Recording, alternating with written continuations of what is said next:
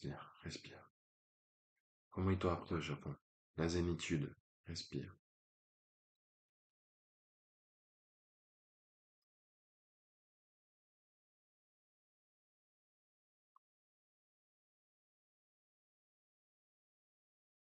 Non mais non, non, j'y arrive pas, j'y arrive pas, j'arrive pas, j'arrive pas, j'arrive pas. Je suis trop dégoûté, j'ai fait une très très très grosse erreur. Ne faites pas la même erreur que moi. Ma plus grosse erreur en bourse, je vais vous la dire dans un instant. N'hésite pas par contre à t'abonner, à liker cette vidéo, éventuellement à partager, à commenter également parce que c'est important d'échanger entre nous pour pouvoir s'améliorer et pour pas faire d'erreurs. On apprend en tombant, on apprend en faisant des erreurs et voilà. Il faut apprendre aussi à se relever. Donc là, je suis en train d'apprendre à me relever. C'est un peu dur, hein, je vous avoue, hein.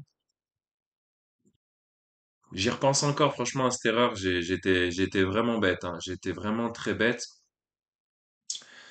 Cette grosse erreur, ma plus grosse erreur en bourse, c'est de m'être précipité.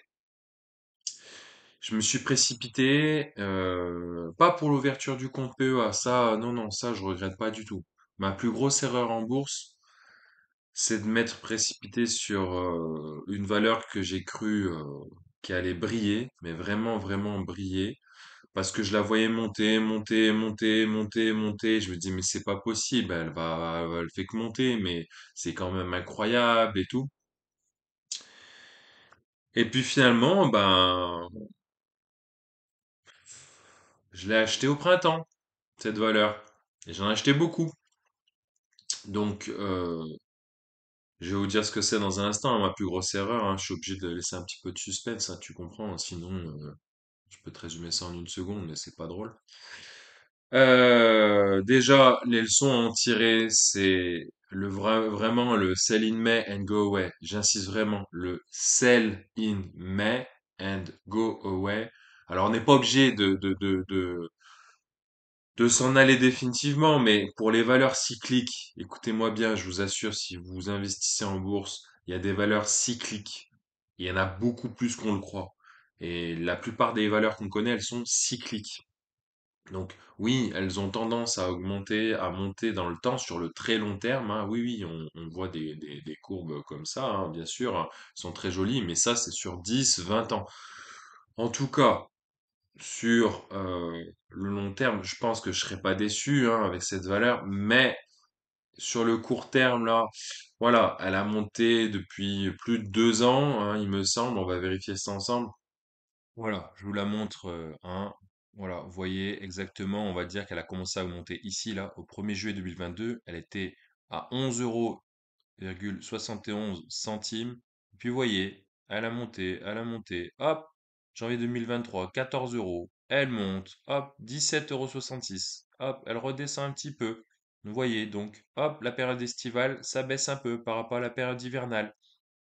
Et ça remonte, ça remonte. Ah, l'été, ça remonte. Incroyable. 18,57 € en juillet 2023. Et puis ça se stabilise jusqu'au printemps. Et puis là, voilà, aux alentours de 18 euros à l'automne 2023. Et puis là, elle monte, elle monte, elle monte jusqu'à 21,53 € en décembre 2023. Et puis elle redescend. Et puis elle remonte, remonte, remonte jusqu'à 27 euros en mars 2024. Et ce n'est pas une valeur d'intelligence artificielle, c'est pas une valeur tech. Donc là, je me dis, mais c'est quand même incroyable. Et finalement, elle redescend un petit peu. Et là, je me dis, tiens, elle est pas mal là en avril là. Je me suis dit, tiens, il y a peut-être une petite correction, un peu comme ici. Donc je me dis, tiens, si j'achetais à peu près par là. Et puis ça baisse encore un peu. Donc je me dis, tiens, si j'achetais beaucoup par là.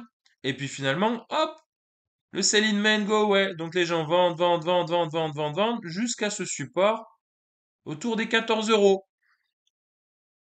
Donc, si on prend le temps de l'analyser ensemble, ne serait-ce que quelques instants, on va regarder. Voilà, on prend au plus bas, hein, juillet 2022, je vous dis aux alentours de 12 euros. Hop, voilà, vous voyez, de juillet à décembre 2022, 10%, plus 10%, d'accord? Donc si après on prend de décembre 2022 à juillet, allez, voilà, juillet 2023, plus 26%. Donc on se dit, mais c'est génial. Les premiers 6 mois, elle fait plus 10%. Là, elle fait plus 26%. Après, pareil, si on part de juillet 2023 jusqu'à décembre 2024, 2023, pardon, hop, plus 26% encore. Mais on se dit, c'est génial. Plus 10%, plus 26%, encore de nouveau plus 26%. Et là, la folie furieuse, décembre 2023 jusqu'à mars 2024, plus 27% en 3 mois. Donc là, je me dis, mais c'est vraiment une valeur de dingue. Il faut l'acheter, il faut l'acheter. Et beaucoup d'entre nous l'avons acheté, en fait. Beaucoup. Vous êtes beaucoup à l'avoir acheté, j'en suis sûr. Et là, après, bah, qui dit impulsion si forte, dit correction. Et donc la correction, comme vous voyez, hop, et ben là, de mars à début juillet, moins 33%. Et si on continue jusqu'à maintenant, jusqu'à son plus bas de cet été, moins 48%. Voilà. Donc là, je plains ceux qui l'ont acheté autour du 22 mars 2024, parce que là, ils sont en train de pleurer toutes les larmes de leur corps. Après, je sais pas si vous faites partie de ces gens-là, dites-le moi en commentaire si vous avez vendu parce que vous croyez que c'est foutu pour cette valeur, ou au contraire, vous êtes plus optimiste et vous dites non, non, mais ça va remonter, vous êtes plutôt long terme. Voilà. Pour ma part, je vous dis que c'est une erreur, parce que j'ai acheté cet été, enfin ce printemps, et j'ai acheté très haut. Mais en même temps, je vous dis, voilà, j'ai été influencé sur les derniers mois, dernières années, où voilà, ça faisait une progression fulgurante. Et je me disais, bah, c'est comme Nvidia, il faut y aller, sinon après, je vais louper le train de l'oseille. Bon, vous l'aurez compris, ici, on parlait de Stellantis. Stellantis, ce n'est pas de l'IA, c'est de l'automobile. Il y a cette pression avec les marchés chinois, hein, ils se font la guerre. Les Chinois veulent vendre des voitures électriques chez nous. Nous voulons vendre des voitures dans le monde entier, notamment aux États-Unis. Stellantis, je rappelle, c'est un groupe franco-italo-américain, et donc on dépend pas mal des investisseurs américains. Voilà, il y a aussi l'histoire du moteur PureTech, il y a l'histoire des airbags avec Takata. Bref, je vous précise que toutes les entreprises automobiles ont des soucis de bagnole, hein. Renault, beaucoup de gens estiment que c'est pas fiable, hein, et personne, il y en a plein qui achèteront jamais Renault. Voilà.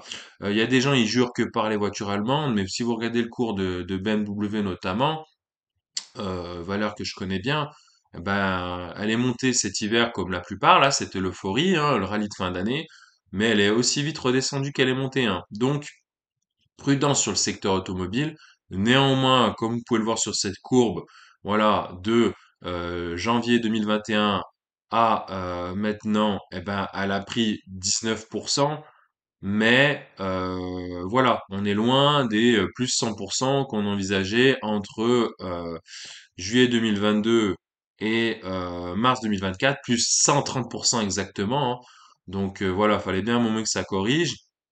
Et puis voilà, bien sûr, la bourse, elle est assez un peu, voilà, elle est particulière. Dès qu'il y a une mauvaise nouvelle, elle vend, elle vend, elle vend, elle vend. Les gens se couvrent en prenant des positions plutôt vendeuses. Il y a les futurs, les marchés dérivés. Il y a ce qu'on appelle les shorts. Enfin, il y a plein de choses qui font que les gens peuvent parier à la baisse pour se couvrir, en fait, tout simplement. Donc, c'est ce qu'on appelle, entre guillemets, le ratio de couverture. Mais ça, c'est assez complexe. On reste simple dans cette vidéo. Je rappelle, c'est ma plus grosse erreur. Donc, n'oubliez pas les adages en bourse. Tenez compte du sell in May and go away, très important. Ça peut influencer beaucoup le marché. Je l'ai appris à mes dépens. Aussi, n'oubliez pas le fameux les arbres ne grimpent pas jusqu'au ciel, ne montent pas jusqu'au ciel. C'est hyper important.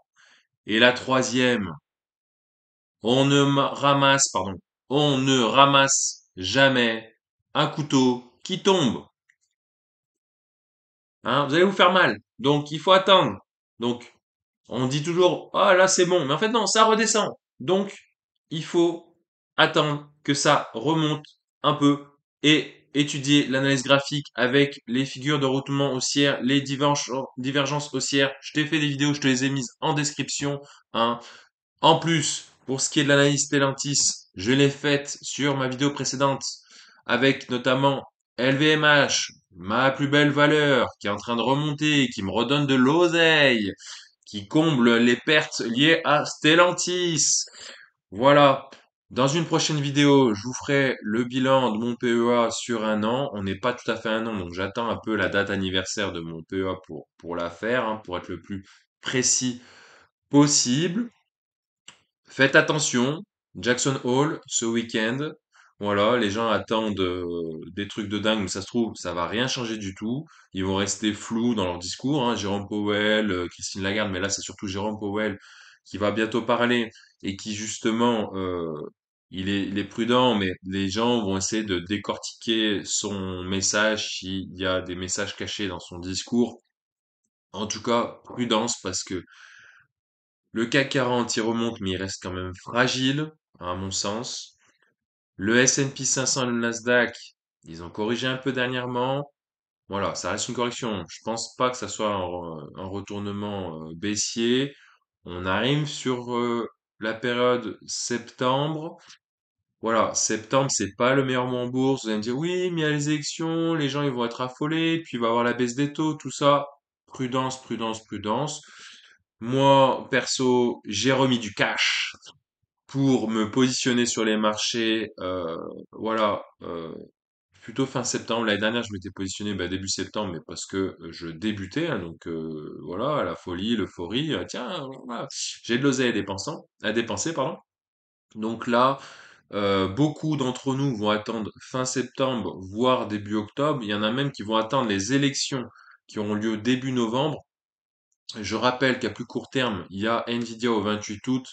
Néanmoins, moi, mon avis sur Nvidia, je te l'ai mis dans une autre vidéo, celle qui voilà, parle de Nvidia, entre autres, je te laisse la regarder, elle est également en description. Néanmoins, le mot que je vous dis, c'est prudence, c'est l'objet de cette vidéo, soyez prudents, renseignez-vous, n'écoutez pas tout le monde, mais surtout formez-vous, renseignez-vous, demandez conseil, hein, créez un portefeuille virtuel, voilà, c'est ce que j'avais fait avant de m'investir vraiment en bourse. Alors bien sûr, le portefeuille virtuel, moi quand je l'ai ouvert, à l'époque, je crois que c'était voilà, c'était en plein Covid. Il y avait l'introduction de la Française des Jeux, donc FDJ en bourse. Et puis voilà, elle était sortie aux alentours de 20 euros, et puis elle est montée, je crois 50 euros. Donc effectivement, waouh. Sauf que voilà, dernièrement, il me semble qu'elle est aux alentours de 33 euros, donc à faire attention. Et voilà, moi, dans mon portefeuille virtuel, à titre d'exemple, j'avais du Hermès que j'avais acheté virtuellement à 1200 euros. Alors vous imaginez, quand elle est montée jusqu'à 2400 euros, ça veut dire que j'avais fait du plus 100%. Donc quand on voit ce genre de choses, on dit, ah ouais, ça fait rêver la bourse. Néanmoins, prudence, ça se passe pas toujours. Vous l'avez vu avec cet exemple que je viens de vous faire. Voilà, plus 125% en moins de 2 ans. Waouh, c'est la folie. Puis après, moins 48% en 4 mois. Donc, ça peut faire très mal. Néanmoins, si vous êtes long terme, investisseur long terme, et vous prenez des valeurs que vous avez étudiées, qui est plutôt une tendance haussière de long terme, ça devrait, je dis bien ça devrait bien se passer. Mais bien sûr, il y a plein d'éléments à prendre en compte, notamment l'analyse technique, l'analyse fondamentale. Les annonces, je vous ai tout expliqué dans mes vidéos précédentes. Allez voir. N'hésitez pas à vous abonner, à liker, à partager, à commenter. J'ai envie d'avoir votre avis. Franchement, faites-moi plaisir. Commentez, commentez, commentez. En plus, c'est cool pour le référencement. Donc voilà. Allez, à plus pour une nouvelle vidéo. Salut.